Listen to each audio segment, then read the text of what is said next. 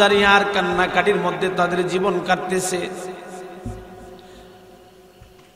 হঠাৎ একদিন আল্লাহ তাআলার হুকুমে আসরের সময়ের মধ্যে আল্লাহ তাআলা মাগরিবের আগ মুহূর্তে আরাফার ময়দানে আমাদের মা বাবাকে একত্রিত করে তাদের মোনাজাত আল্লাহ কবুল করেছে। আসরের সময় আরাফার ময়দানে মা বাবার দোয়া আল্লাহ কবুল করেছেন। কইনা সুবহানাল্লাহ। পৃথিবীর মধ্যে নজির রাখার জন্য ও বিশ্ববাসী, ওই মুসলমান সন্তানরা, ওই আদম সন্তানরা, তোমরা শুনে রাখো, পাপ করতে করতে পাহাড় পরিমাণ করবা, বাইতুল্লাহ সফরে যাইবা, আরাফার ময়দানে একত্রিত হবা, রব্বে কারীমকে ডাক দিবা, তোমার বাবাকে যেরকম মাফ করেছিলাম আমি আল্লাহ তোমাকেও মাফ করে পবিত্র বানায় দেব। ঠিক কিনা? অনেক গভীর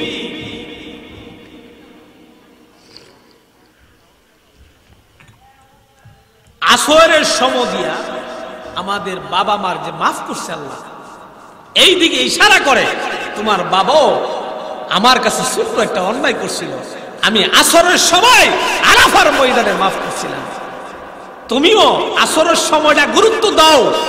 আসরের সময় মাগরিবের আগ মুহূর্তে মসজিদে বসে তুমি আল্লাহর কাছে দোয়া করো। হাদিসের মধ্যে আসছে যেই ব্যক্তি মাগরিবের আগ মুহূর্তে দোয়া করবে তার দোয়া আল্লাহ ফেরত দেয় না, তার দোয়া আল্লাহ কবুল করে। অনার্থক সময় নষ্ট করা যাবে না।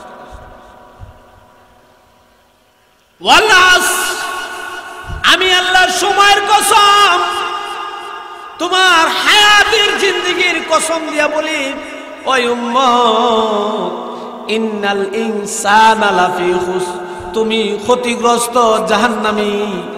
হাদিসের মধ্যে আসেন আল্লাহ রাসূল সাল্লাল্লাহু আলাইহি ওয়াসাল্লাম বলেন, ওই সমস্ত মানুষ ক্ষতিগ্রস্ত, জাহান্নামী, ইউহিব্বুনাদ দুনিয়া ওয়া ইয়ানসাউনাল আখিরাহ, ওই সমস্ত মানুষ ক্ষতিগ্রস্ত যারা দুনিয়া পাইয়া আখিরাতকে ভুলে গেছে। দুনিয়া পাইয়া আখিরাত ভুলে গেছে, দুনিয়ার সাগরে সে ডুব দিয়েছে, দুনিয়ার গাড়ি, দুনিয়ার বাড়ি, দুনিয়ার নারী তার কাছে প্রাধান্য হয়েছে। এই লোকটাই ক্ষতিগ্রস্ত, জাহান্নামী। ঠিক কিনা? ইউহিব্বুনাদ দুনিয়া ওয়া ইয়ানসাউনাল আখিরাহ, ও দুনিয়ার মানুষ সম্প্রদায়, আল্লাহ বলে তুমি ক্ষতিগ্রস্ত। দুনিয়া হইল মুসাফিরখানা, ক্ষণস্থায়ী জিন্দেগি। দুনিয়া আল্লাহ দিয়েছে পরকাল কামানোর জন্য, দুনিয়া আল্লাহ দেয় নাই দুনিয়া কামাইবার জন্য। আল্লাহ রাসূল সাল্লাল্লাহু আলাইহি ওয়াসাল্লাম রাস্তা দিয়ে হাঁটতেছে, হঠাৎ তাকায়া দেখি একটা মরা কুকুর রাস্তার পাশে পড়া। আল্লাহর রাসূল ডাক দিয়ে বলে, ও আমার সাহাবারা, এই মরা কুকুরটা কেউ নিবা কিনা? সাহাবায়ে কেরাম বলল, ইয়া রাসূলুল্লাহ, প্রাণীদের মধ্যে সর্বনিকৃষ্ট একটা কুকুর, আবার তাও মরা, কে নিবে সেই কুকুরকে? আল্লাহর রাসূল বলে, যারা দুনিয়ার মধ্যে দুনিয়া তালাশ করে, দুনিয়াকে যারা জমাইতে চায়, তারা এই কুকুরের চেয়ে আরো নিকৃষ্ট। আমার আজকের কথাগুলি কাউর শৈল লাগতে পারে, অনুরোধ আমাকে মাফ করে দেবেন। আমার নিজের বানানো কথা বলতেছি না, আল্লাহর কথা, রাসূলের কথা আপনাদেরকে শোনাচ্ছি। জিন্দেগির সাথে হিসাব মিলান, হায়াতের সাথে হিসাব মিলান।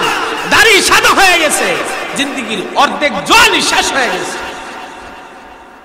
কবরের দিকে তাকায় দেখেন, প্রতিদিন ফাঁকবার আপনাকে ডাকতেছে।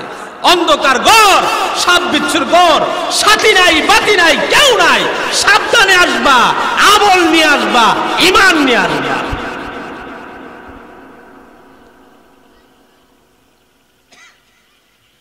ইউহিব্বুনাদ দুনিয়া ওয়া ইয়ানসাউনাল আখিরা, দুনিয়ার যারা মহব্বত করবে, দুনিয়াকে যারা প্রাধান্য দিবে, তারাই হইল ক্ষতিগ্রস্ত জাহান্নামী।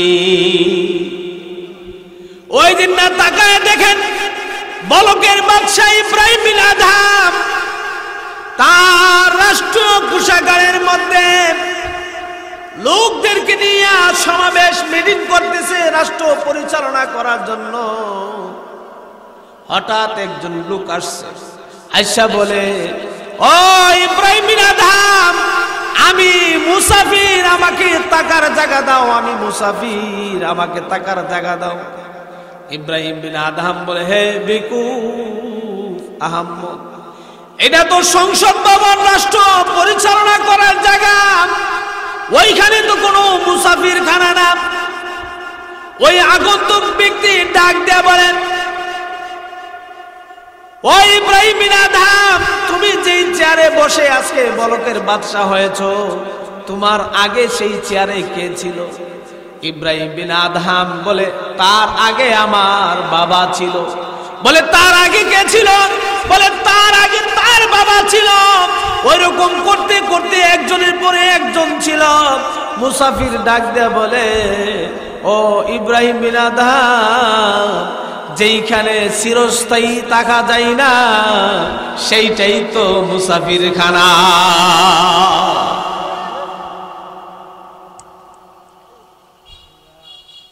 ইব্রাহিম বিন আদহাম এই কথাটা শুনে মনের মধ্যে একটা ধাক্কা লাগলো, ব্যাপারটা কি, কথাটা তো বাস্তব।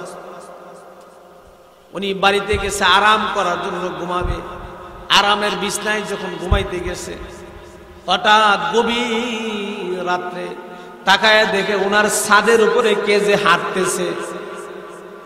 ইব্রাহিম বিন আদহাম তার ফৌজ বাহিনীকে ডাক দিয়ে বলেন, ও পাহারাদাররা, তোমরা কোথায় আছো? তাড়াতাড়ি আসো, আমার ছাদের উপরে কি এর আওয়াজ হয়।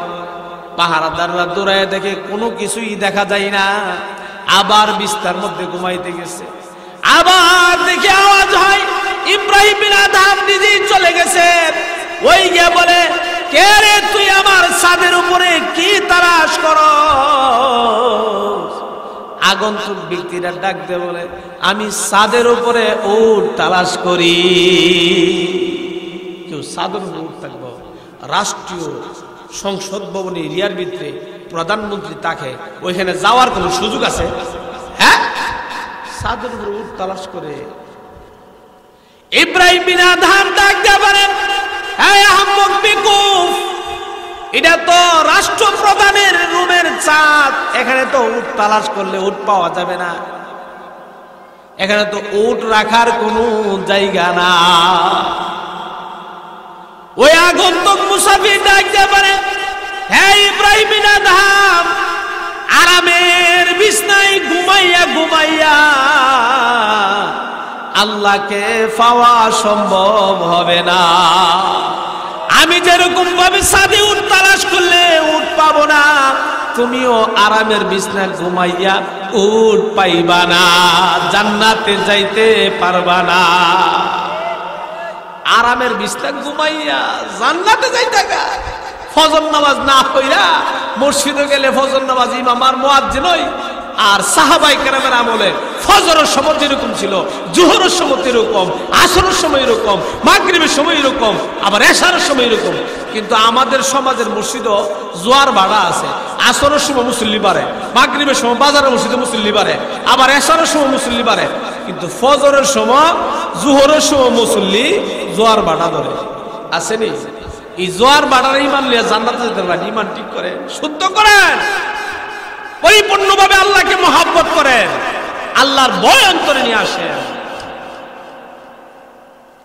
ইব্রাহিম বিন আদহামের মনে এই কথাটা একটা আঘাত লাগছে। এই যে লোকটা বলে গেল আমাকে, আমি আজকে দুনিয়ার বাদশাহ, কিন্তু আমার বাদশাহ তো একজন আছে, ঠিক কিনা? আমাদের মালিক একজন আছে না? এই আমাদের মালিকের নাম কি? এই জুড়ে বলে, আমাদের মালিকের নাম কি? আরে কলবটা বইরা মনটা দিয়া বলেন না, কে কে কে? আল্লাহ। আমাদের মালিকের নাম কি? আল্লাহ। ইব্রাহিম বিন আদহাম সকালে ঘুম থেকে সারা রাত ঘুমাইছে না, কোনা দুনিয়ার বাদশাহী চাই না, আমি আমার আল্লাহর বাদশাহী চাই। আমার আল্লাহর যদি রাজি করতে পারি সবই আমার হয়ে যাবে। ইব্রাহিম বিন আদহাম সকালবেলা তার বাহিনী যত লোক ছিল সকলকে ডাকে নিয়ে এনে বলে, এই তোমরা তোমাদের দায়িত্ব বন্টন করে নিয়ে যাও। আজকে থেকে আমি বলকের বাদশাহী করব না, আমি করব আমার আল্লাহর বাদশাহী।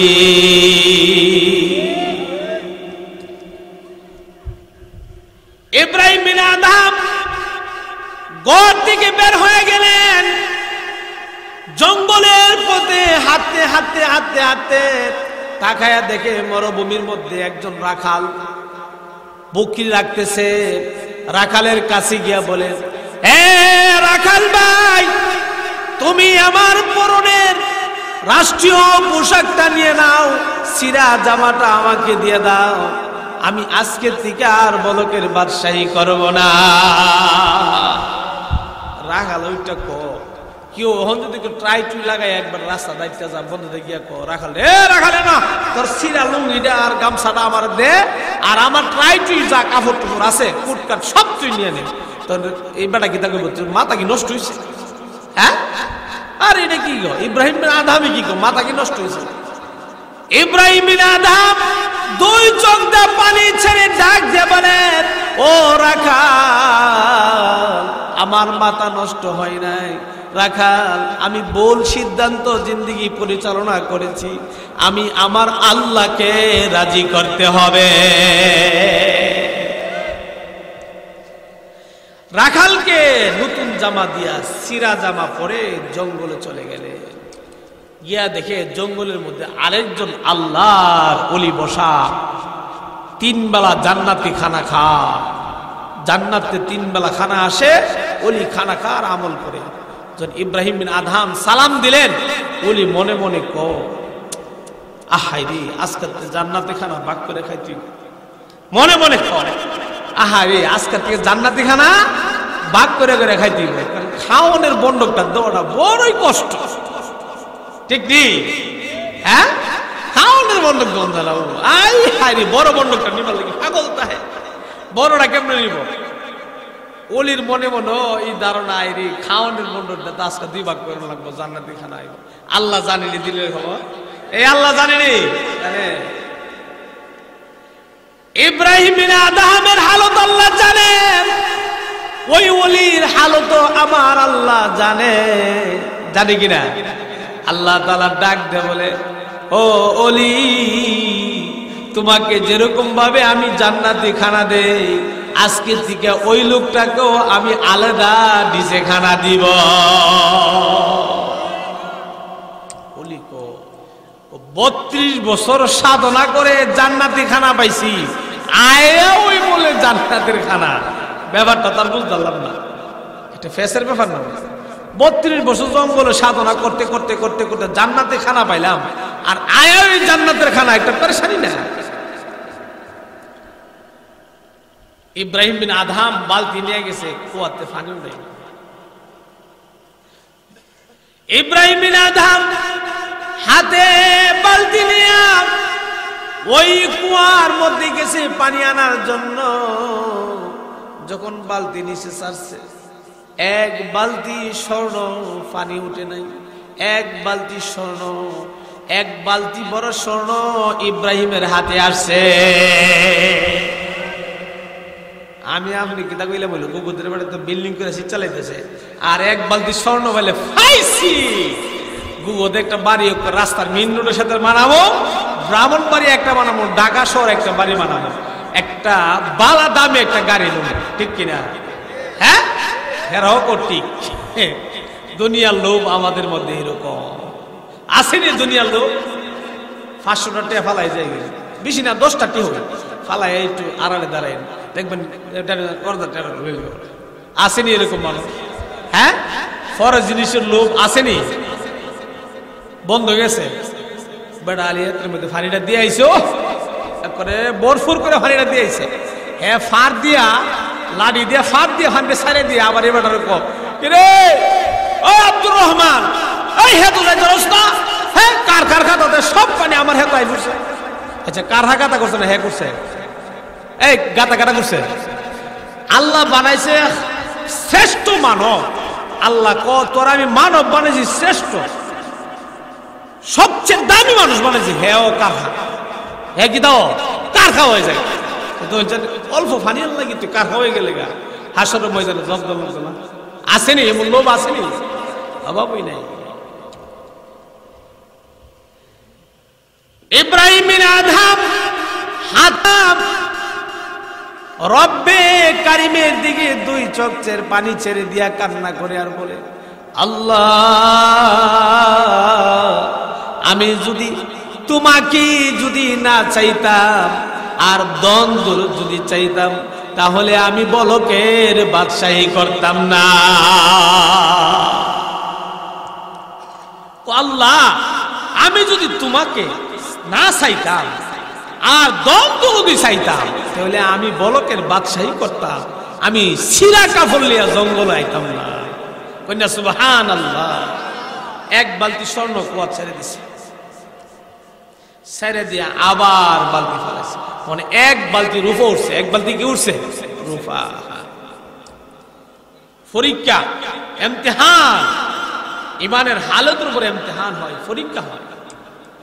ইব্রাহিম বিন আদহাম আরেকবার এক বালতি রূপা হাতে নিয়া ডাক দিয়া বলে আল্লাহ আমি কোন দুনিয়ার বাদশাহী দুনিয়ার শান শওকত চাই না, আমি আল্লাহ তোমাকে প্রাধান্য দিতে চাই, তুমি ছাড়া আর কেউ নাই। আল্লাহ তুমি আমাকে ইমতিহান আর নিতে যাও না, আমি তোমার মোহাব্বত দিয়ে আমার কলিজাটা ভরতে চাই। ও রব্বে কারীম আমার একটু পানির প্রয়োজন, তুমি আমাকে একটু পানি দাও, দুনিয়ার কোন সম্পদ আমার লাগবে না। ইব্রাহিম বিন আদহাম ওই পানি ওই বালতি আবার কুয়াতে নিক্ষেপ করলেন। আবার যখন কুয়াতে ছাড়লেন এক বালতি পানি উঠছে। পানি নিয়ে দেখে জান্নাতি খানা, কি সুস্বাদু খানা রে বাবা, জান্নাতের খানা। আবাই মুসলমান 32 বছর সাধনা করে আল্লাহর ওলি যে আইটেমের খানা আসতো, ইব্রাহিম বিন আদহামের খানার আইটেম আরো বেশি। মানে এওলি কো ব্যাপারটা কি তাই শুরু হইলো, কারবারটা কি তা শুরু হইলো? খুদা আমার সাথে গীতা করতেছে, আমি 32 বছর সাধনা করে আমি বই রইলাম, আর আইলো বেড়াটা কুয়াতে পানি আনলো, আয়াতে জান্নাতের বিশাল বড় দস্তরখানা আইছে, যেটার মধ্যে আমার চিকো আইটেম আরো বেশি।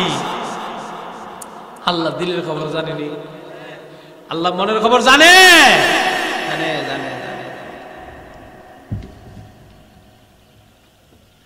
আল্লাহ তাআলা ইলহামের মাধ্যমে জানাই দিলেন, হে আল্লাহর ওলি তুমি ছিলে একদম গরিব,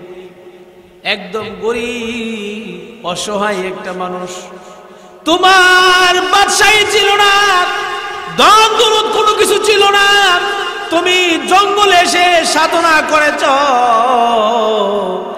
আর ইব্রাহিম বিন আদহাম বাদশাহী ছেড়ে দিয়া ছেলে মেয়ে ত্যাগ করে জঙ্গলে চলে আসছে। তার পজিশন বেশ কম আছে কিনা? আছে। ওই রকম দামি মানুষ বলতে পারলে তারাই হলো জান্নাতি। জান্নাতের সুসংবাদ তাদের জন্যই দেওয়া হয়েছে, তারাই হলো জান্নাতি। ইব্রাহিম বিন আদহাম দুনিয়া ত্যাগ করছে, কিন্তু সমস্ত মাখলুকাত তার তাবেদার হয়ে গেছে, ঠিক কিনা? এক জায়গায় রাজি করো, সব রাজি, আর ব্যক্তির রাজি করতে যাইবা কিছুই পাইতা না। ছেলের রাজি করতে গিয়া মেয়ে গুসা, মেয়ের রাজি করতে গিয়া বউ গুসা, বউ গুসাইলে ছেলে গুসা, কেউরই মন তুমি পাইতা না। আর তুমি সেজদা করে আমার আল্লাহরে রাজি করো, সব তোমাকে তোমার ফিসলি ফিসলি ফিসলি, ঠিক কিনা? আল্লাহ তাআলা বলেন ওয়ালাস ইন্নাল ইনসানা লাফি খুস ইহিব্বুনাদ দুনিয়া ওয়া ইয়ানসাউনাল আখিরা। দুনিয়ার বাজারকে তুমি প্রাধান্য দিও না। মসজিদের মাইকে যখন আযান দেওয়া হয়, আল্লাহু আকবার যখন ধ্বনি দেওয়া হয়, ও দুনিয়ার মানুষ সম্প্রদায়, আমার আল্লাহ আমার ছেলের থেকে বড়, আমার আল্লাহ আমার ব্যবসার থেকে বড়, আমার আল্লাহ আমার ক্ষেত কামারের কাজ থেকে বড়, আমার আল্লাহর কাজের উপরে কোনো কাজ হইতে পারে না।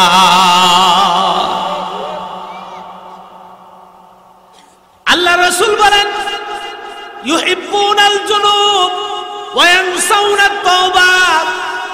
ওই সমস্ত মানুষ ক্ষতিগ্রস্ত, জাহান্নামী, যারা গুনাহকে প্রাধান্য দিবে, গুনারে যারা গুনাহ মনে করবে না, ওয়া ইয়ানসাউনাত তাওবা, এবং তওবা করা তারা ভুলে যাবে।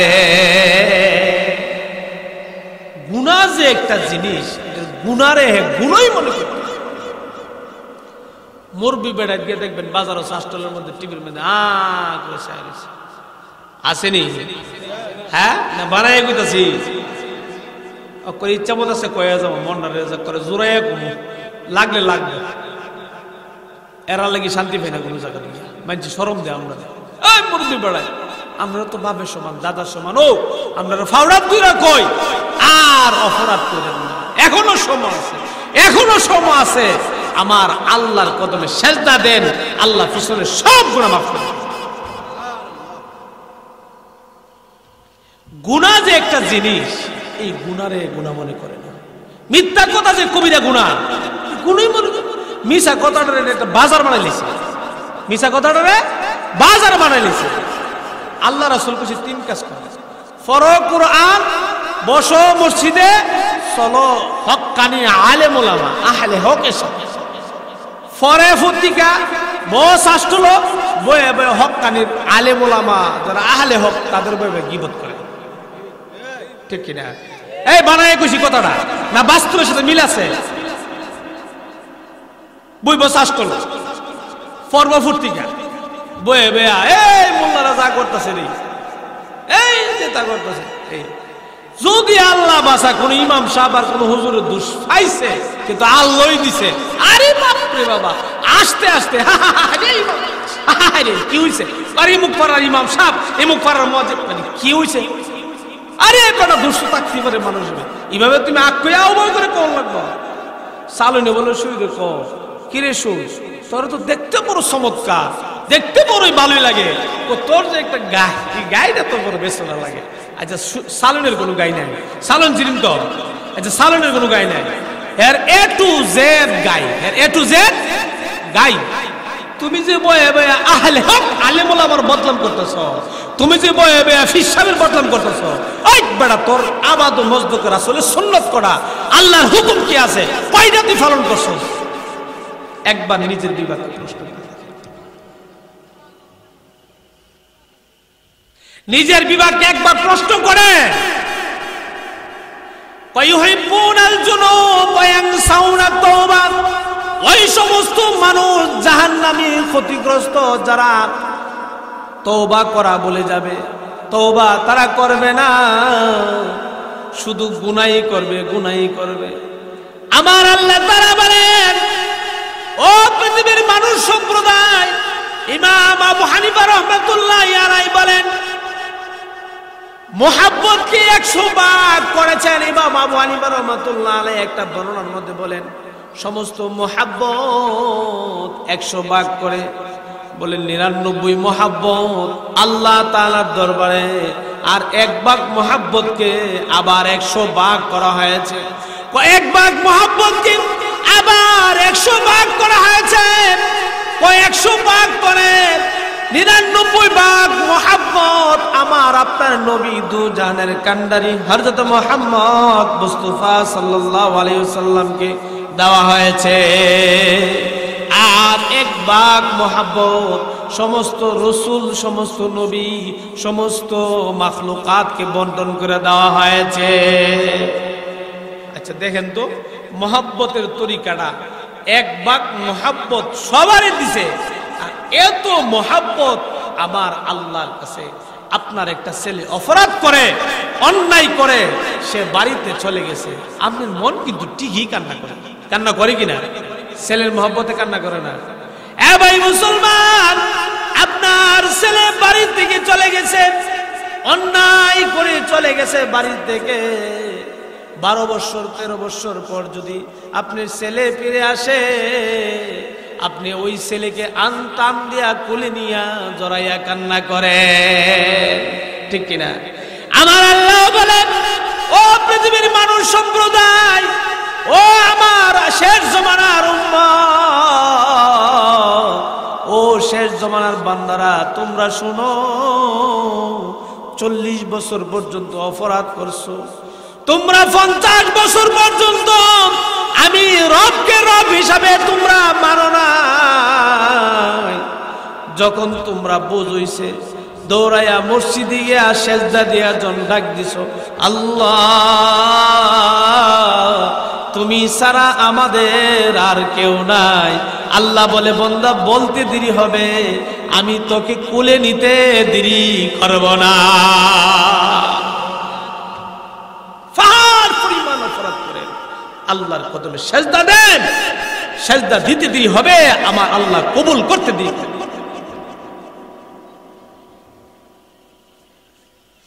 এ ভাই মুসলমান,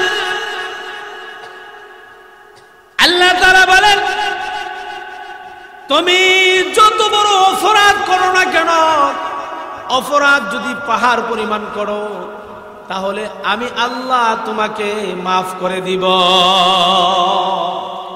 এক হিন্দু লোক, তার মেয়ে অসুস্থ, তার মেয়ে কি অসুস্থ, মেয়ে জন অসুস্থ। হিন্দু লোকে বিভিন্ন ডাক্তার, বহু ডাক্তার দেখাচ্ছে, মেয়ে পেট ব্যথা ভালো না, মেয়ে সুস্থ হল। তখন হিন্দু লোকে চিন্তা করলো, মানে বাচ্চার জন্য পেট ব্যথা ভালো না, তাই আমাদের ভগবানের কাছে যাই, দেখি ভগবানে ভালো করতে পারে কিনা। কলা টলা আপেল টাফেল লয়ে গেছে, কার কাছে? ভগবানের কাছে। ভগবানের কাছে গিয়া, হ্যাঁ ভগবান, আমি তো আমার মেয়ের লিয়া বিভিন্ন জায়গা দিছি, কেউ আমার মেয়ের ভালো করতে পারে, ভগবান তুমি দয়া করে আমার মেয়েটার ভালো করো। আচ্ছা ভগবান ভালো করতে পারবো? হ্যাঁ, ইদারে মাটি দিয়ে বানায়, আবার বাঁশ দা ফুকি হারা করে দেয়। ইজাত খোদা তো জীবন দেখছি না, বাঁশ হারাই দেয় হুদার ফুকি। একটা মানুষের ফুকিতে বাঁশ হারা করে দেয়, হুদার ফুকিতে বাঁশ হারা দেয়। এই খোদা ভালো করতে পারবো? বাইটাইছি তুই, বাচ্চা শরীর ভালো ছিল। হিন্দু লোকটা চিন্তা করবো, বাচ্চা শরীরটা ভালো হইল না, আরে মুসলমানের খোদার কাছে যায়, গেলে দেখি মুসলমানের খোদা আমার বাচ্চাটা ভালো করতে পারে কিনা। আরে আমার আল্লাহ পারে কিনা? এই পারি না আমার আল্লাহ। মুসলমানের খোদার কাছে যাবে, ফাইবও কই মুসলমানের খোদারে, কেউ আমরা খোদারে টাঙ্গাই রাখছি? হ্যাঁ, আমাদের খোদায় সর্ব জায়গায় বেরোয়, ডাক দিলি শুনে, ঠিক কিনা? এরপরে বিবেচনা করলো, মুসলমানের খোদারে মনে হয় এরা যে একসাথে গিয়ে জমাও, মসজিদ আওয়াজ দিলে গিয়ে একসাথে আওয়াজ ঢুকতে পারে, আওয়াজ কে আওয়াজ? আজান, আজানের পরে একসাথে জমাও, এটাই মনে মুসলমানের খোদার একটা ঠিকানা, এখানেই যাবে। অনেক বেড়া চিন্তা করে দেখে, দিনের বেলা যাইতে মানুষ ফিরে তুলে দেবো আমার। হিন্দু বেড়া তুই মসজিদ আমার বুমটুম মনে ফিট করতে দেশ খুলতে ভালো না, ঠিক কিনা? ও কি করতে পারি, গভীর রাত্রে যাব, কেউ যেমন আমাকে না দেখে। এ ভাই মুসলমান, গভীর রাত্রে হিন্দু লোকটা মসজিদের সামনে আসে, আইসা বলে, আমি কিভাবে মসজিদে ঢুকবো? মুসলমানের খোদারে তো দেখতে গেলে তারা মুসলমানরা দেখি প্রথম হাত দো, মুখ দো, পাও দো, মাথার যেভাবে মর দে, এটার নাম কি ভাই? হ্যাঁ মাশাআল্লাহ। এটার নাম কি? এই জানুন লাগবে হুজুর কয় ফরজ জানুন লাগবে। ওই হিন্দু লোকটা বলতেছেন আরে মুসলমানের খোদার কাছে আসছি, মুসলমানরা আগে মুখ ধোয় হাত ধোয় তারপরে দেখছি পা ধোয়।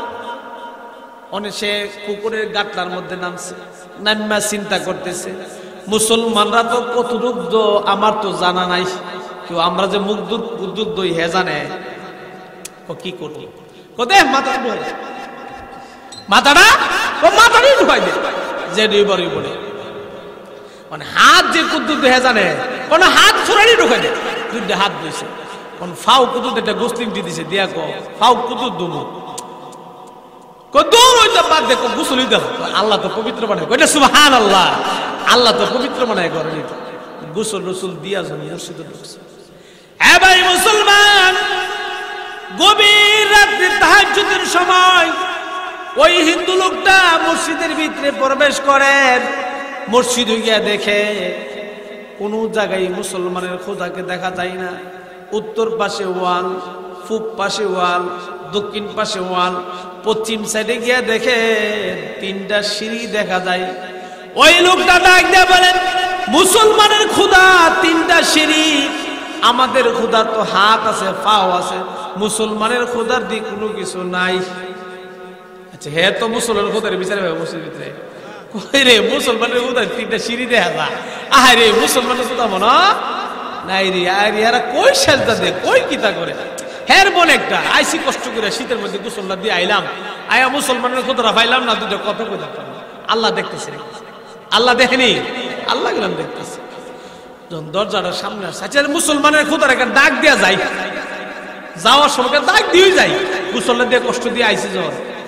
এ ভাই মুসলমান, ওই হিন্দু লোকটা যখন আমার আল্লাহকে আল্লাহ বলে ডাক মারলো, ও মুসলমানের খোদা আমি আসছি তোমার কাছে গো মুসলমানের খোদা, আমার মেয়ে অসুস্থ, তুমি ছাড়া তো আর কেউ বালা কারণে ওয়ালা জানি না, আমি সমস্ত দুনিয়া তালাশ করে দেখেছি, তুমি আল্লাহ ছাড়া আর কেউ বালা করতে পারে না।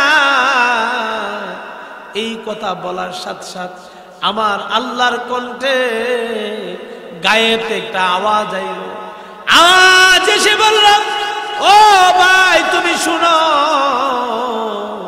আমি তোমার মেয়ের পেটের ব্যথা ভালো করে দিলাম। হিন্দু লোক বাবারি এত সুন্দর আওয়াজ তো আমি জীবনে কোনোদিন পাইছি না। আমার আল্লাহর কথা যে কত সুন্দর, কত মধুর। আমার আলোচনা ওইদিকে না, আমি ওইদিকে নিয়ে যাবো। আমার আল্লাহ নিজে সেমিস্টার করে নিজে কোরআন শরীফ তেলাওয়াত করে শোনাবে, নিজের পর্দা চেহারার পর্দা উঠাইয়া ওই সময় কিরকম লাগবে কোন ভাষা দেখা হবে। ওই লোকটা ডাক দিয়ে বলেন আমি বাড়ির দিকে দৌড় দেই, দেখি আমার মেয়ের ব্যথা ভালো হয়েছে কিনা। মুসলমানের খোদা তো বলছে ভালো হয়ে যাবে, আর মেয়েটা ঘর থেকে পাগলের মতো বের হয়ে গেছে। আমার বাবা আজকে কোন ডাক্তারের কাছে গেল, যেই ডাক্তার টাকা লাগলো না, পয়সা লাগলো না, ওষুধও লাগলো না, ওই ডাক্তার আমাকে ভালো করে দিল। মেয়েটা দৌড়াই আসতেছে আর বাবা দৌড়াইয়া যাইতেছে, বাপ মেয়ের দেখা হয়ে গেল, বলতেছে মা গো তোমার ব্যথা ভালো হয়ে গেছে, বাবা আমার ব্যথা ভালো হয়ে গেছে, তুমি আজকাল কোন ডাক্তারের কাছে গেছো, ওই ডাক্তারের কাছে নিয়ে যাও। মেয়ের কথা শুনে বাবা বলে ও মেয়ে তুমি শুনো, আমি আজকে মুসলমানের খোদার কাছে গিয়েছি, মুসলমানের খোদা তোমাকে সুস্থ করে দিয়েছে। ওই কথা বলার পরে মেয়েটা বলে আমাকেও সাথে নিয়ে যা, আমাকে নিয়ে যা, আমি মুসলমানের খোদার কাছে গিয়ে মুসলমান হয়ে যাব। বাপ মেয়ে দুইজন মিল্লাইছে, রাত বাজে, তাহাজ্জুদের নামাজ শেষ পর্যায়ে আজানের 8টা। এখন যদি আপনারা মসজিদের ইমাম সাহেব হিন্দু বেড়ে ডাহে হরণ হয় নরেশচন্দ্র দাস, হুজুর উঠেন, আমি হরেনচন্দ্র দাস। ইমাম সাহেব অত রাতে হিন্দু পড়া গেলে এটা হবে বাড়ির যা সকালে ঠিক কিনা, দরজা খুলবো, হুজুর আমি হিন্দু লোক। ইমাম সাহেব দরজা খোলে না। ওই হিন্দু লোকটা ডাক দিয়ে বলেন, হুজুর আপনি দরজাটা একটু খোলেন, আমি আসছি আপনার হাতে মুসলমান হওয়ার জন্য। ইমাম সাহেব লাভ দিয়ে গুমটিটা দরজা খুললা, ও ভাই আসেন। তারা দুজনকে মুসলমান বানাই দিলেন। আশহাদু আল্লা ইলাহা ইল্লাল্লাহু মুহাম্মাদুর রাসূলুল্লাহ সাল্লাল্লাহু আলাইহি ওয়াসাল্লাম। দুজনকে মুসলমান বানাই দিলেন। এখন তারা মুসলমান নেই। হুজুরে তাদেরকে বলতেছে, শুনেন আপনারা মুসলমান হয়ে গেছেন গা, আপনাদের বিবি, আপনার বিবি আজকে তালাক হয়ে গেছে গা, বিবির সাথে আর কোন সম্পর্ক নাই, আপনার বাচ্চা কাচ্চা এটা আপনার নাই। আপনি যদি মুসলমান হয়ে গেছেন, আপনি এই সম্পদের মালিকও আপনি নাই। আপনি রিজি কইরা, আপনি রুজি কামাই রুজি করে আলাদা চলতে হবে। হিন্দু লোকটা বাড়িতে গেছে, গিয়া বউরে ডাক দিচ্ছে, হ্যাঁ বিবি, আজকে তোমার সাথে আমার কোনো সম্পর্ক নেই, তোমার সাথে আমার কোনো সম্পর্ক নাই। বিবি কো সারা জীবন তোমার সাথে আমার সংসার শেষ, জিন্দেগি শেষ, বাচ্চা কাচ্চা হয়ে গেছে, বাচ্চা বড় হয়ে গেছে, ছোট ছোট বাচ্চা আছে, তুমি যে হালতে গেছো আমাকে এই হালতে নিয়ে নেয়। সুবহানাল্লাহ, পুরা ফ্যামিলি মুসলমান হয়ে গেছে, মুসলমান হয়ে গেছে। হিন্দু লোক মুসলমানের মধ্যে থাকতে পারবো? আমরা কিন্তু হের আদর করি, কিন্তু হের আর দাঁতের মধ্যে বিষ আছে। এই বিষ কিন্তু আমরা বুঝি না। সবচেয়ে বেশি হিন্দু দোকান থেকে মাল কিনে নি, কিন্তু হের যাচাই করে জিপ করে একটা মাল কিনতে হয়নি। আপনি ফ্লো করে হ্যাঁ ঘুরবো ঘুরবো ঘুরবো, হ্যাঁ জাত ভাই দোকান থেকে মালটা কিনবো, তাহলে মাল কিনতো না। কিন্তু আমরার মধ্যে হিন্দু দোকান সিরিয়াল লাগে বিল, আজি গেলে কেউ না হ্যাঁ মাফে টিক দে সব করে। আরে কুদ্দুর যে করে এটা তো বোঝা যায়, আসেনি এই হিংসাটা আসেনি। মুসলমান হয়ে গেছে আর রাখা যেত না সমাজে, সমাজতে বাড়ি করে দিচ্ছে। অনেক মা ছেলে বাপ মিলে মিল্লা জঙ্গলে চলে গেছে, ক্ষুধার তৃষ্ণায় ভাল লাগে না, ক্ষুধার জ্বালা, ছেলে মেয়েকে একটা গুহাতে রাখিয়া উনি আরেকটা গুহাতে চলে গেছে। এ ভাই মুসলমান, আরেকটা গুহাতে গিয়ে সেজদায় পরে আমার আল্লাহকে ডাক দিয়ে বলে, আল্লাহ দুনিয়ার মধ্যে আমি একটা হিন্দু ছিলাম, তোমাকে আমি চিনতাম না। ও রব্বে কারীম, আজকে তোমাকে আমি চিনেছি, তুমি যে আমার আল্লাহ, আমি কে তোমাকে চিনছি, কিন্তু তোমার আওয়াজও আমার কানে শুনছি। আমার মেয়েও তোমার অবস্থা বর্ণনা করছে, জানে, কিন্তু আমার বিবি তো জানে না। বিবির ছোট বাচ্চা ক্ষুধার তৃষ্ণায়, বাচ্চা দুধ খাইতে পারতেছে না। আল্লাহ তুমি আসমান থেকে খানার ব্যবস্থা করে দাও। ও আল্লাহ, তুমি যদি খানার ব্যবস্থা না করো গো, তাহলে আমার বিবি মনে মনে কি বলবে? ওই কথা বলে কান্নাকাটি করে জঙ্গলের কাছ থেকে যখন চলে আসছে বিবির কাছে, আয়েশা দেখে জান্নাতি খানার সুঘ্রাণ, জান্নাতি খানার গ্রান নাকে লাগতেছে। ওই জান্নাতি খানার গ্রান শুনে যখন বিবির কাছে সালাম দিয়ে গেলেন, বিবি জান্নাতি খানার প্লেটটা সামনে দিয়ে দিলেন। ওই হিন্দু লোকটা নব মুসলমান আব্দুল্লাহ, ওই আব্দুল্লাহ তার সামনে খানা নিয়ে আল্লাহর দরবারে কান্না শুরু করলেন। ও রব্বে কারীম, আজকে না আমি খানা খাইলাম ছেলে মেয়েদেরকে নিয়ে, আগামী কালকে কে আমাকে খাওয়াবে? ওই কথা যখন বলতেছে, বিবি ডাক দেয়া বলে, ও আমার স্বামী, যারা খানা দিয়ে গেছে জান্নাত থেকে, তারা বলছে খানার সময় হলে প্রতিদিনই খানা পাঠাবে। এই আমার আল্লাহ করতে পারে কিনা? ও ভাই মুসলমান, গুনাহ পাহাড় পরিমাণ গুনাহ করেছেন, গুনার দিকে তাকাইলে জাহান্নাম ছাড়া আর কোনো উপায় নাই। আল্লাহ বলেন লা তাকনাতু মির রাহমাতিল্লাহ, তোরা আমার রহমতিকা কখনো নিরাশ হইস না। আরে এমন গুনাহ তুই করছিস না, আমার রহমতের সাগর ডুবাইয়া লাইব এরকম অপরাধ তো তুই করছিস না। তুই একবার দুইটা চোখের পানি ছেড়া দেখ, আমি আল্লাহ টান্ডা তোর করে নিলাম। আল্লাহ তাআলা বলেন ওয়াল আসর ইন্নাল ইনসানা লাফি খুসর, ওই সমস্ত মানুষ ক্ষতিগ্রস্ত। ইউহিব্বুনাল জুনুব ওয়া ইয়ানসাউনা তাওবা, যারা তওবা করবে না শুধু গুনাহ করবে। তওবা করবেন তো? তওবা কি মসজিদের ইমাম সাহেব না 12টা হুজুর দিয়ে তওবা করো? আরে সবচেয়ে বড় তওবা হলো মনের তওবা। রব্বে কারিম রে মন দিয়া দিল দিয়া ডাকটা বলেন আর অপরাধ করব না, আল্লাহ তো এডি তওবা হয়ে গেছে। কবই আস্তাগফিরুল্লাহ ও সাল্লাল্লাহু দুরূদ শরীফ না, ও তো তা সব নাই, মনে দিলে কোন আল্লাহ আর অপরাধ করতাম না, আল্লাহ আর নামাজ কাজা করতাম না, আল্লাহকে অতটুকু কয়ে দাও আমি চান্দা তোর কবুল করে যাই। ইউহিব্বুনাল খুসুরা ওয়া ইয়ানসাউনাল মাগবারা, আল্লাহ তাআলা বলেন ওই সমস্ত মানুষ ক্ষতিগ্রস্ত জাহান্নামী। ইউহিব্বুনাল খুসুরা ওয়া ইয়ানসাউনাল মাগবারা, যারা কবরকে চিনবে না, কবর যে একটা বাড়ি, বাড়ির কথা মনে থাকবে না, নিজের বাড়ি সাজাইবে, নিজের ঘর সাজাইবে। ইউহিব্বুনাল খুসুরা, বড় বড় বিল্ডিং করবে, বাড়ি করবে, ইমারত করবে, বড় বড় বিল্ডিং ক্ষেত খামার করবে, কিন্তু তার 3.5 হাত ঘর কবর, এই কবরের কথা তার মনে থাকবে না। ঠিক কিনা? আসেন এরকম অভ্যাস?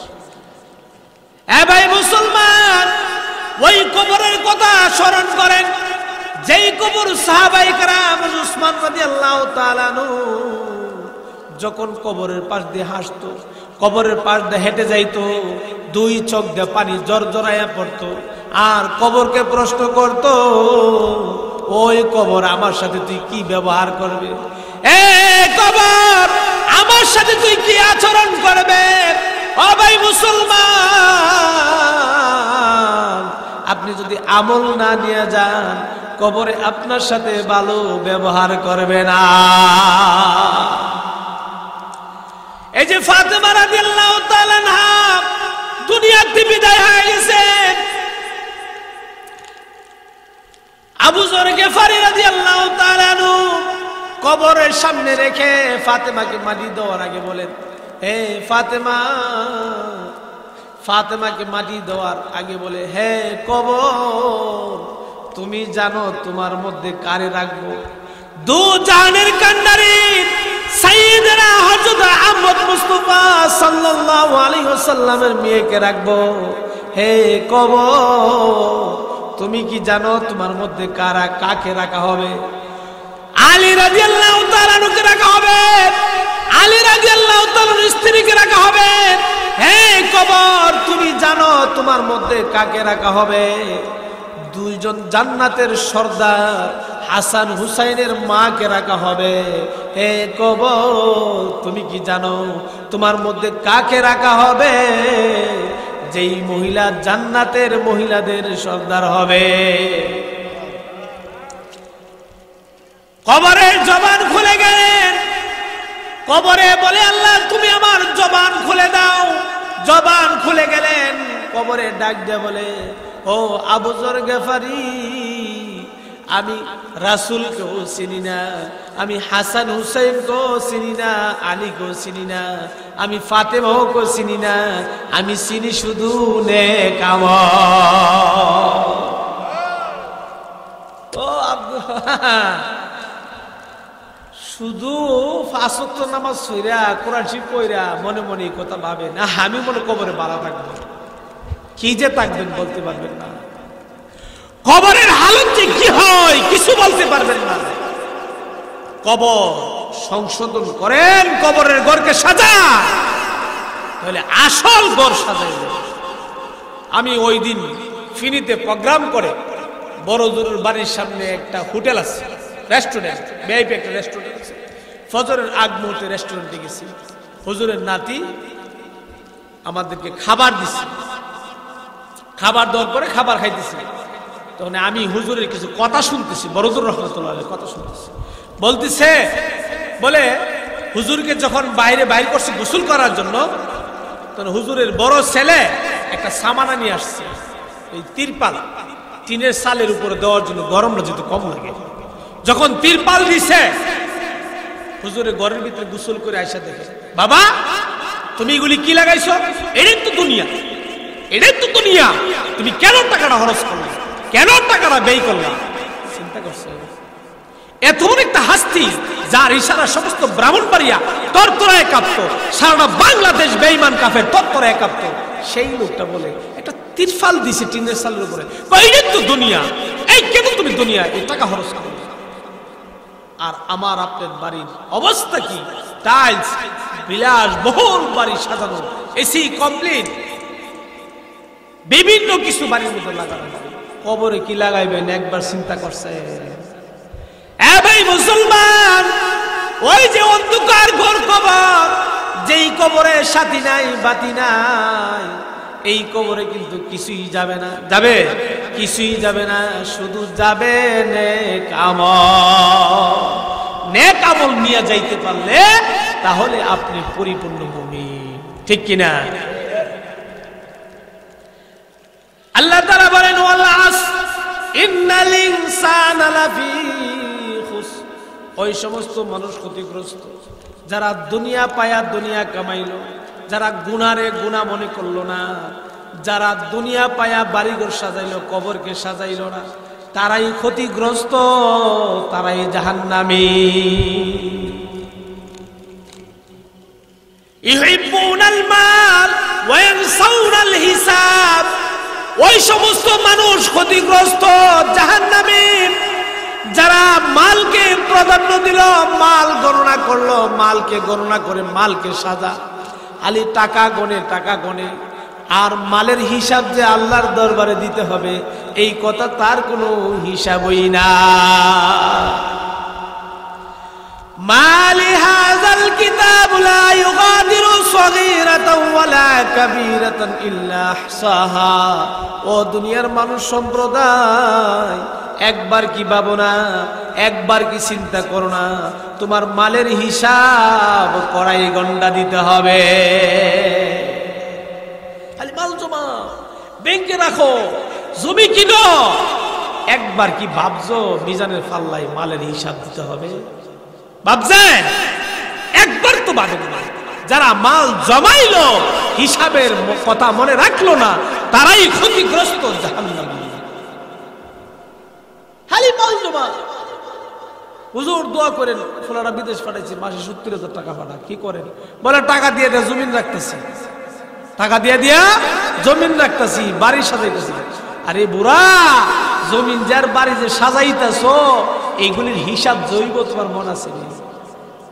এ ভাই মুসলমান, আল্লাহ রাসূল সাল্লাল্লাহু আলাইহি ওয়াসাল্লাম একদিন ফাতেমার ঘরে প্রবেশ করলেন। ফাতেমার ঘরের দরজার সামনে গিয়ে লাড়া দিলেন, ফাতেমা দরজা তুমি খোলো। ফাতেমা দরজা খোলার মতো এরকম পরিধান মতো কাপড় ফাতেমার পরনে ছিল না। ক্ষুধা অনেকদিন পর্যন্ত ঘরে চুলার মধ্যে আগুন জ্বলে না। আল্লাহ রাসূলকে ডাক দিয়ে বলে, আব্বাজি আমি যে আপনার সামনে আসবো এরকম কাপড় আমার পরনে না। আব্বাজি আপনার চাদর মোবারক আমার কাছে পালান। আল্লাহ রাসূল চাদরকে জানালা দিয়া বা দরজার ফাঁক দিয়ে ফালাইলেন। ফাতেমা চাদরটা পরিধান করে দরজা খুললেন। বলে ফাতেমা বলতেছে, আব্বাজি 3 দিন যাবত ঘরের চুলার মধ্যে খানা নাই।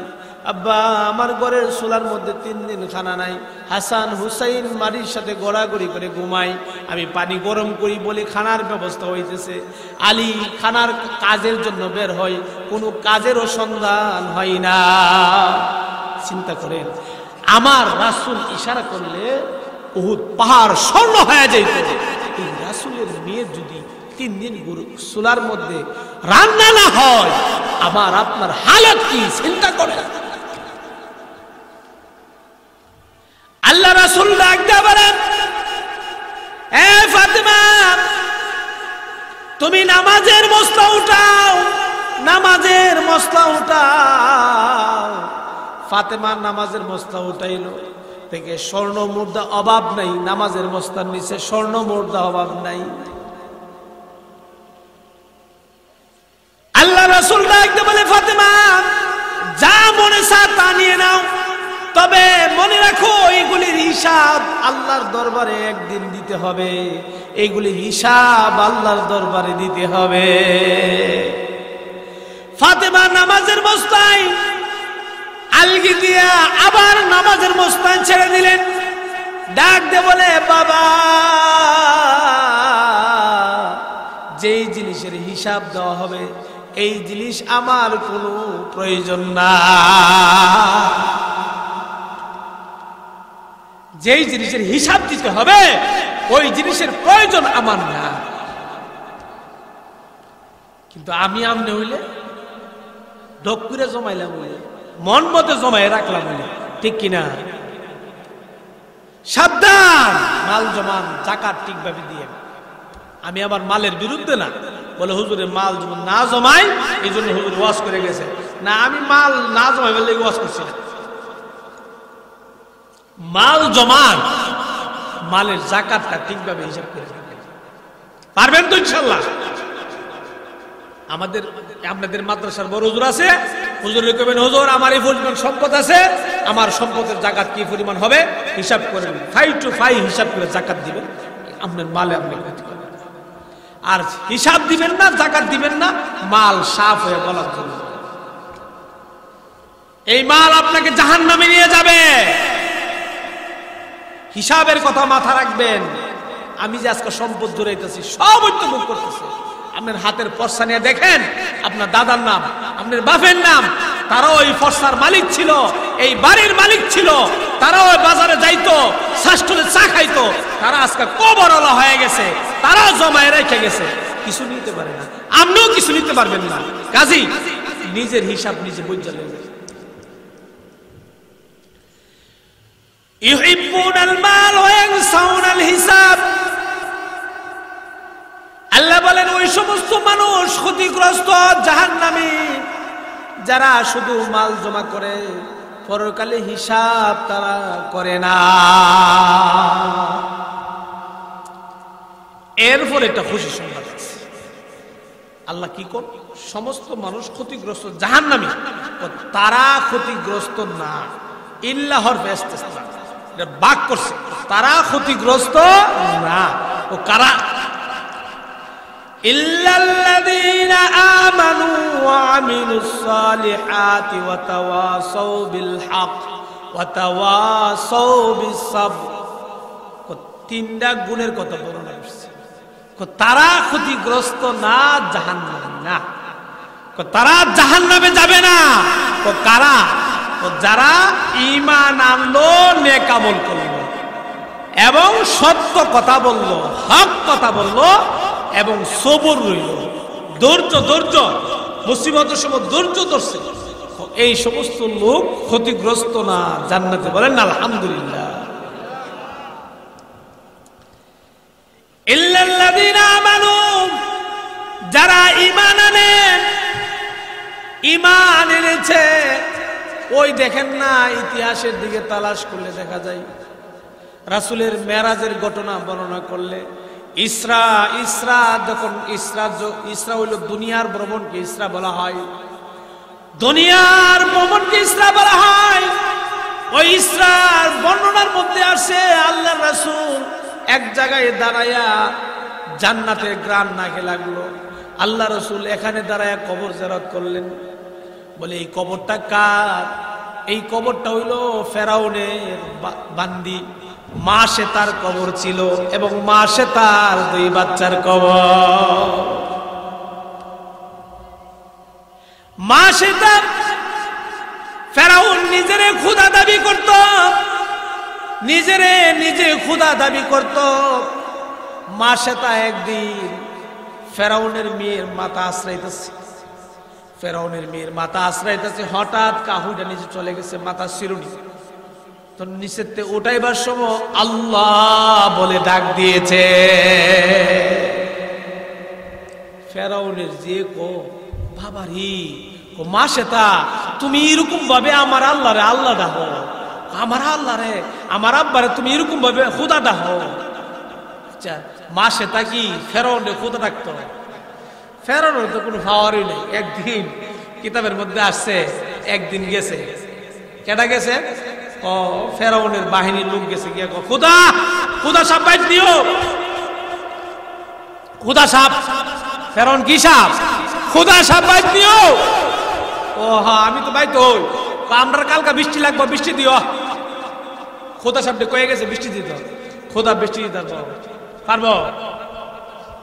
হ্যাঁ বৃষ্টি দেব?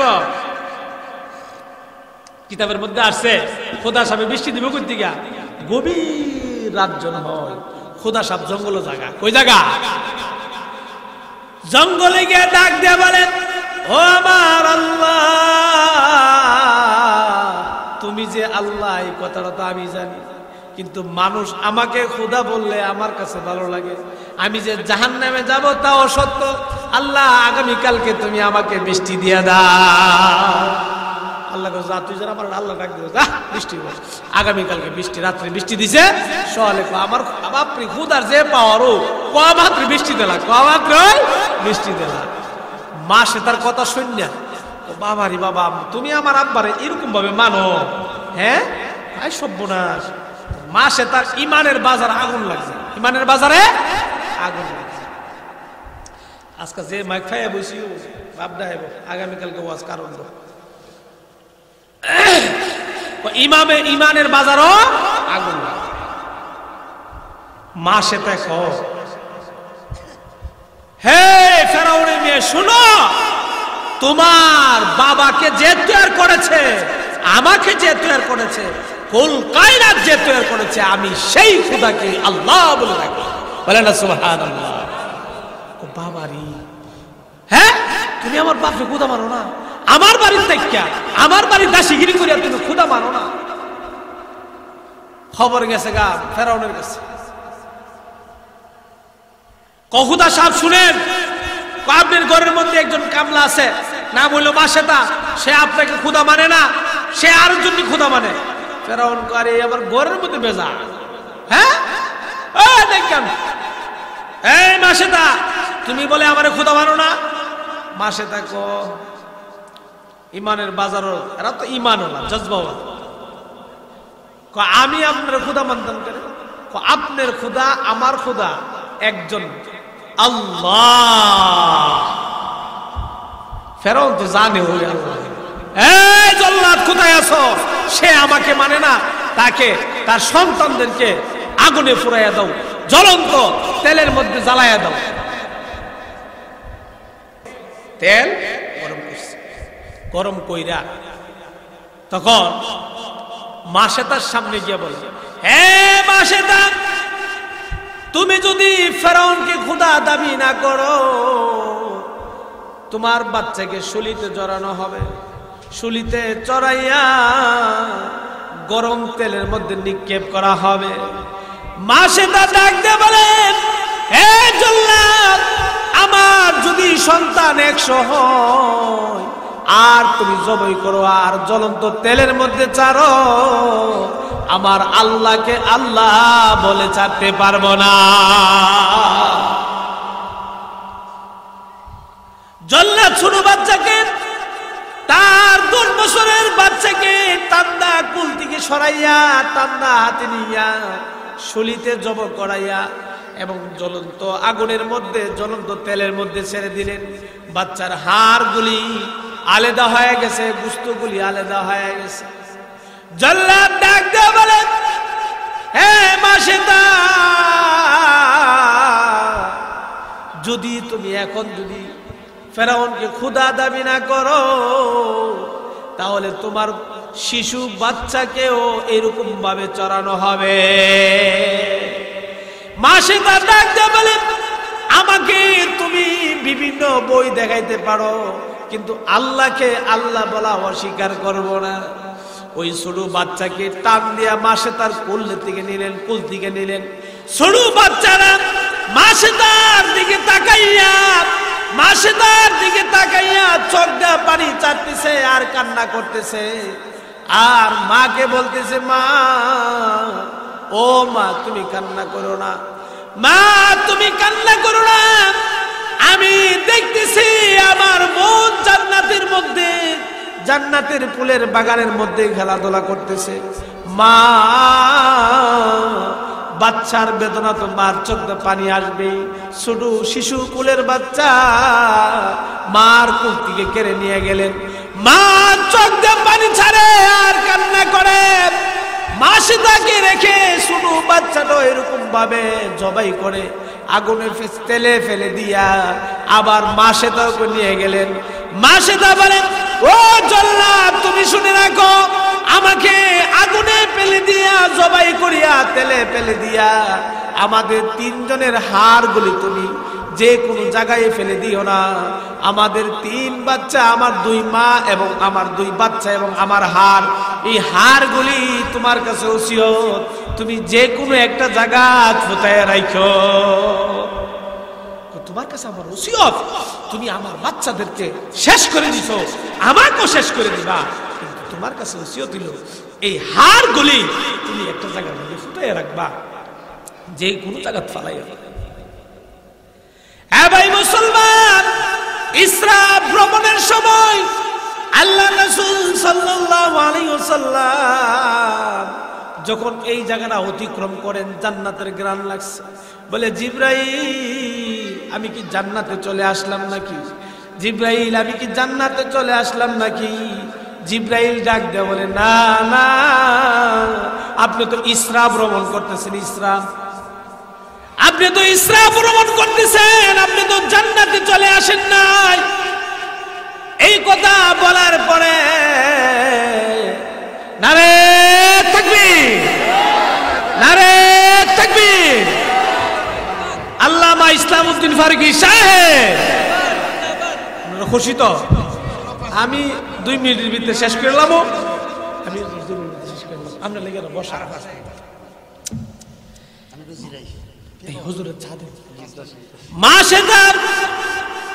মাসেদা এবং মাসেদার 2 বাচ্চার হাড়গুলি যে ফুটাইয়া রাখছিল, বলে, জিবরাইল, জান্নাতের গ্রান আসতেছে কোথায় থেকে? জিবরাইল ডাক দিয়ে বলেন, ইয়া রাসূলুল্লাহ, আপনি তো ইসরা ভ্রমণ করতেছেন, এখনো তো উর্দু ভ্রমণ আপনার শুরু হয় নাই, আপনি তো এখনো উর্দু ভ্রমণ শুরু হয় নাই। বলে, জান্নাতের গ্রান কিসের? আল্লাহ তাআলা জিবরাইলকে জানাইয়া দিলেন, হ্যাঁ জিবরাইল, তুমি আমার বন্ধুকে জানাইয়া দাও, তারা ঈমানের জন্য আমি আল্লাহকে এক বলার কারণে, আমি আল্লাহকে তারা আল্লাহ বলার কারণে তাদের এই কবরকে আমি জান্নাতের খুশবু দিয়া বরবর করে রাখছি। ইল্লাল্লাযীনা আমানু ওয়া আমিলুস সালিহাত ওয়া তাওয়াসাউ বিল হক ওয়া তাওয়াসাউ বিস সাবর। আমার পয়েন্ট বাকি রইছে কয়টা? 2টা। নেক আমল আর সত্য কথা বলা, সবুর থাকা। যদি কোনোদিন সময় হয় তাহলে সত্য কথা বলা আর সবুর থাকার ব্যাপারে আলোচনা আপনাদের সামনে করব। আর আমি যেই আলোচনাটা করেছি সূরা আসর, সময়ের কসম খেয়ে বলেন সমস্ত মানুষ ক্ষতিগ্রস্ত। কারা ক্ষতিগ্রস্ত? দুনিয়া ফাইয়া পরকালকে যারা বলে গেছে। এই কথাগুলি ভালো করে ফলো করেন। দুনিয়া ফাইয়া যারা পরকালকে বলে গেছে, মাল ফাইয়া মালের হিসাব দেওয়া ভুলে গেছে, বাড়িঘর বানাইতেছে কবর ভুলে গেছে, ওই সমস্ত মানুষ ক্ষতিগ্রস্ত। কারা ক্ষতিগ্রস্ত না? যারা নেক আমল আনলো এবং ঈমান আনলো, নেক আমল করলো এবং সর্বদাই সত্য কথা বললো, ন্যায় প্রতিষ্ঠা করলো, সমাজে, রাস্তা ঘাটে, দোকানে পাটে নিজের ঘরের মধ্যে ন্যায় প্রতিষ্ঠা করলো, আর মুসিবতের সময় সবুর করলো, তারাই হলো জান্নাতি। হক এবং মুসিবত 2টা পয়েন্ট রয়ে গেছে। যদি কোনোদিন সময় হয়, আল্লাহ তাআলা আমাকে তৌফিক দেয়, তো অবশ্যই আপনাদের সামনে আলোচনা করব। আর যেই আলোচনাগুলি করছি আল্লাহ তাআলা এই আলোচনার জন্য সবক তাকে আমাদের বাস্তব জীবনে কাজে লাগাইয়া ইহকাল এবং পরকালের কল্যাণ কামে সকলে বলেন আমিন।